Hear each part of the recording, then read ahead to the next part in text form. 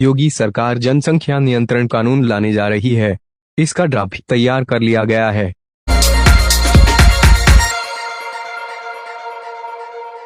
योगी सरकार जनसंख्या नियंत्रण कानून लाने जा रही है। इसका ड्राफ्ट तैयार कर लिया गया है। असम के बाद यह दूसरा बीजेपी शासित राज्य होगा जहां पर जनसंख्या नियंत्रण के लिए कानून बनाने की दिशा में काम हो रहा है।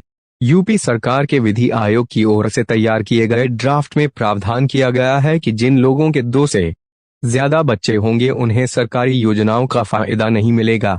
इसके साथ ही उन्हें स्थानीय निकायों के चुनाव लड़ने का मौका भी नहीं मिलेगा और वे सरकारी नौकरी के लिए भी आवेदन नहीं कर सकेंगे। इसके उलट जो लोग 2 बच्चों वाले नियम का पालन करेंगे उन्हें उनकी सरकारी सेवा के दौरान 2 अतिरिक्त वेतन वृद्धि, घर बनाने के लिए प्लॉट खरीदने पर सब्सिडी सहित कई सुविधाएं मिलेंगी। जिन विवाहित जोड़ों का एक ही बच्चा होगा उन्हें इससे कहीं ज्यादा सुविधाएं देने की बात ड्राफ्ट में कही गई है। यूपी विधि आयोग के अध्यक्ष जस्टिस एन मित्तल ने कहा है कि बढ़ती जनसंख्या की वजह से कई तरह की दिक्कतें पैदा हो रही हैं। इस ड्राफ्ट को विधि आयोग की वेबसाइट पर अपलोड कर दिया गया है और जनता से सुझाव मांगे गए हैं। 19 जुलाई 2021 तक लोग अपने सुझाव आयोग के पास भेज सकते हैं। कुल मिलाकर ड्राफ्ट यही कहता है कि जनसंख्या नियंत्रण कानून का फायदा केवल उन्हीं को मिलेगा जो 2 बच्चों वाले नियम का पालन करेंगे। जस्टिस मित्तल ने कहा है कि यह ड्राफ्ट अगस्त तक तैयार हो जाएगा।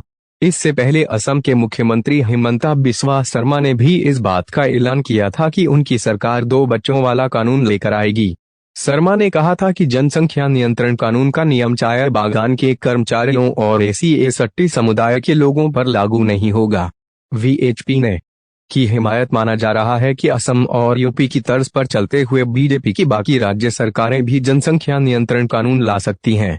VHP ने जनसंख्या नियंत्रण कानून की हिमायत करते हुए कहा है कि केंद्र सरकार को इस संबंध में राष्ट्रीय स्तर पर कानून बनाना चाहिए और इसका सभी धर्मों के लोगों और हर राज्य को पालन करना चाहिए।